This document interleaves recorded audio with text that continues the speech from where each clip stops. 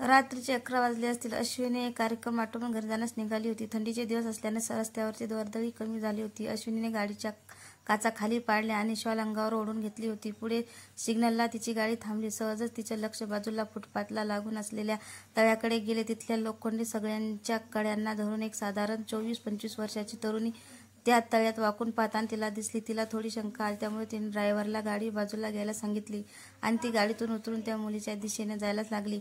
ती तरुणी तळ्यात उडी घेणार तितक्यात अश्विनीने तिचा हात धरून तिला मागे खेचले आणि म्हणाली, वेडी आहेस का? आयुष्य का इतकं स्वस्त आहे जे असं संपवायचं निघालीस ते? अश्विनीचा आवाज ऐकून ती तरुणी जरा दचकली आणि तिने अश्विनीकडे पाहिले. तिला बघून मात्र अश्विनीला धक्काच बसला.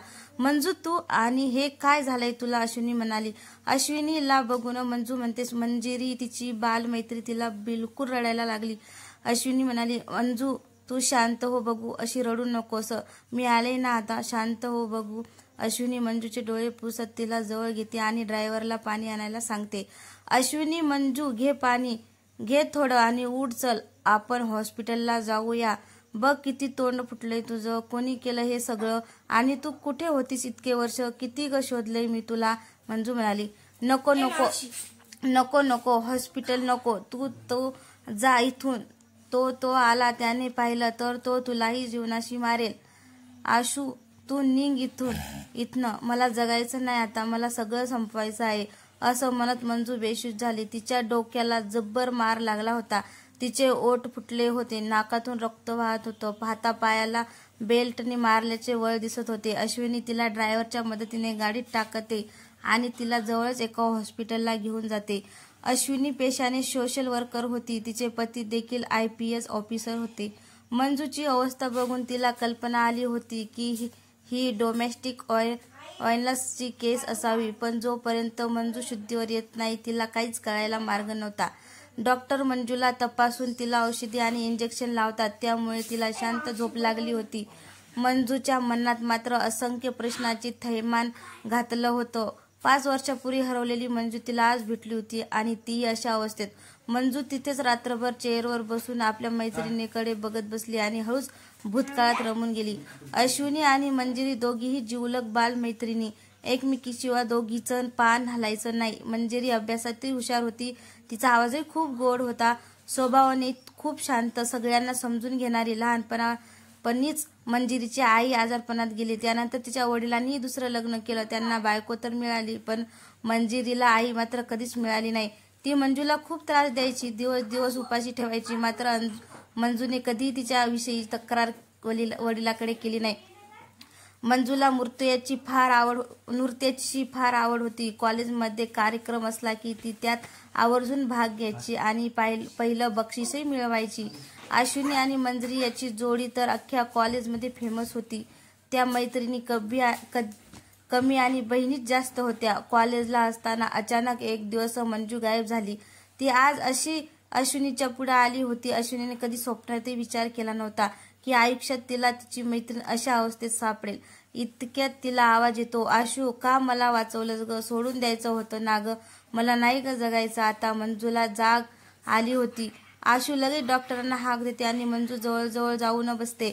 आशू म्हणाली, ए वेडे, असं नाही ग बोलायचं. लवकर बरं व्हायचं आहे तुला. ओके, आता कुठलाही विचार नाही करायचा. मी आहे ना तुझ्या सोबत. आशूचे शब्द ऐकून मंजूला थोडा धीर मिळतो. मंजू काय झालंय तुला? असा जीव द्यायला जातं का कोणी? आणि या जखमा कशा झाल्यात? कुठे होतीस तू? तुला माहिती आहे मी किती शोधलं तुला. ते काय झाले मला सविस्तर सांग. आशू तिच्या मनात असलेल्या प्रश्नाची उत्तर मंजूकडून जाणून घेण्याचा प्रयत्न करू लागली. मंजू म्हणाली, आशू तुला आठवतंय ना, आपली फायनल परीक्षा होती तेव्हाच बाबा गेले. त्यानंतर आईने जबरदस्तीने माझं लग्न लावून दिलं. ज्या माणसाशी माझं लग्न झालं तो ही राक्षसच होता.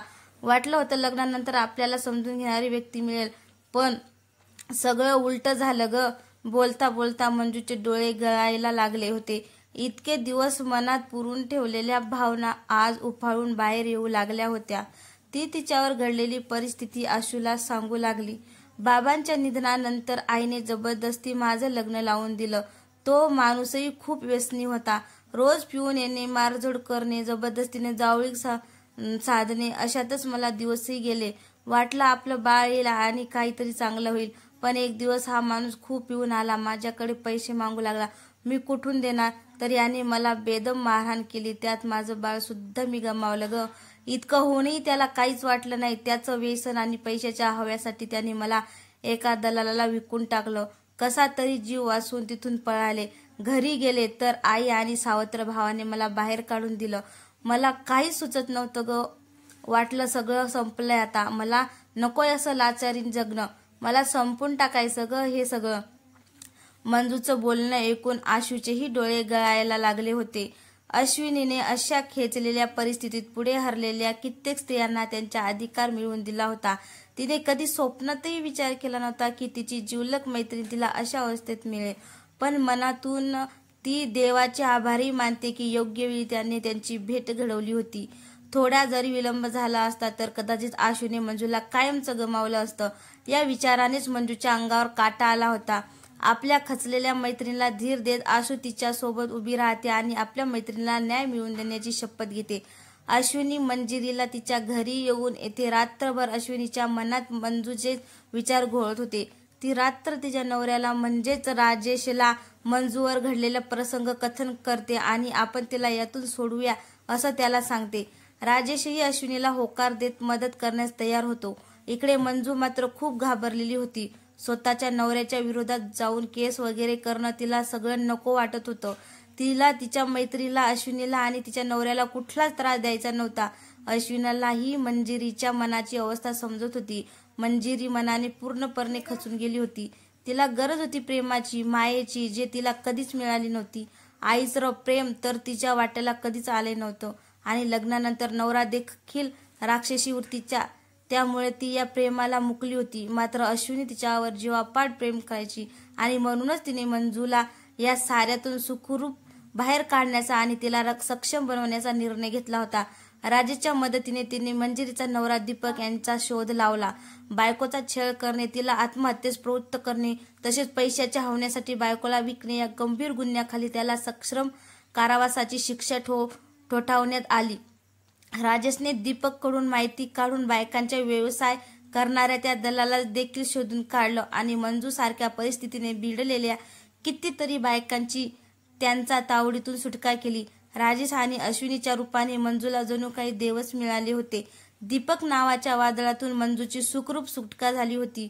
राजेशने तर मंजूला लहान बहीणच मानलं होतं. इतके सर्व आपल्याच प्रेमाला मुकलेल्या मंजूला राजेशच्या रूपाने मोठा भाऊच मिळाला होता आणि अश्विनी जी तिच्यावर जीवापाड प्रेम करायची, तिच्या रूपाने तिला आई, बहीण आणि मैत्रीण या तिन्ही नात्यातील प्रेम एकवटून मिळालं होतं. अश्विनीने मंजिरीच्या खचलेल्या मनात आत्मविश्वासाचे बी प्रेरणे सुरू केले. तिचं मनोबळ, मनोधैर्य वाढवायला सुरुवात केली. हळूहळू मंजिरी स्वतःच्या पायावर उभी झाली. नृत्याची आवड असणारी मंजिरी पुन्हा नव्याने तिची आवड जोपासायला लागली होती. लहान मुलांना नृत्य शिकवत ती स्वतः आत्मनिर्भर बनली होती. मंजूला सावरताना बघून अश्विनीच्याही चेहऱ्यावर समाधान झळकत होता. अश्विनीने मंजिरीच्या मनात पेरलेले आत्मविश्वासाचे बीज हळूहळू अंकुरायला लागले होते आणि बघता बघता त्याच रोपटही सुंदर बहरायला लागलं होतं. आज समाजात मंजूसारखे अनेक स्त्रिया बघायला मिळतात. काही परिस्थितीशी झुजतात तर काही हार मानून आयुष्याचं संपवून टाकतात. मंजूला अश्विनीची साथ मिळाली म्हणून ती या साऱ्यातून बाहेर पडू शकली. अशा परिस्थितीत कधी कधी आपले नातेवाईक सुद्धा आपल्यापासून लांब पळतात. मात्र मैत्री ही एक असं नातं आहे ज्यात कुठलाही स्वार्थ नसतो. रक्ताच नसलं तरी खूप घट्ट असं नातं असते मैत्रिणीचं. कथा आवडल्यास लाईक, कमेंट, शेअर करायला विसरू नका आणि सबस्क्राईब बी करायला विसरू नका. धन्यवाद.